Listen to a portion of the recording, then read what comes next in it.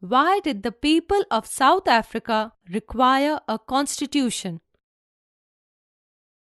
Answer. First, the people of South Africa agreed to accept some basic rights for the poor and the workers. The blacks agreed that majority rule would not be absolute. They agreed that the majority would not take away the property of the white minority. This compromise was not easy. Second, even if they managed to trust each other, what was the guarantee that this trust will not be broken in future? The only way to build and maintain trust in such a situation is to write down some rules of the game that everyone would abide by. Third, these rules lay down how the rulers are to be chosen in future. These rules also determine what the elected governments are empowered to do and what they cannot do. Finally, these rules decide the rights of the citizens. These rules will work only if the winners cannot change them very easily. And fourth, this is what the South Africans did. They agreed on some basic rules. They also agreed that these rules will be supreme, that no government will be able to ignore these. This set of basic rules is called a constitution.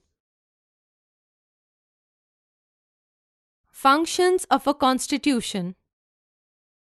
First, it generates a degree of trust and coordination that is necessary for different kinds of people to live together. Second, it specifies how the government will be constituted, who will have the power to take decisions. Third, it lays down limits on the powers of the government and tells us what the rights of the citizens are. And fourth, it expresses the aspirations of the people about creating a good society. Making of the Indian Constitution. First, the making of a constitution for a huge and diverse country like India was not an easy affair. At that time, the people of India were emerging from the status of subjects to that of citizens. Second, the country was born through the partition on the basis of religious differences. This was a traumatic experience for the people of India and Pakistan. At least 10 lakh people were killed on both sides of the border in partition-related violence.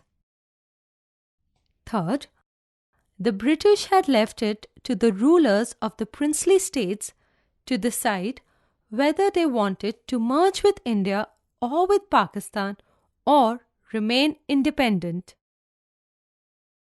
And fourth, the merger of these princely states was a difficult and uncertain task. When the constitution was being written, the future of country did not look as secure as it does today. The makers of the constitution had anxieties about the present and the future of the country.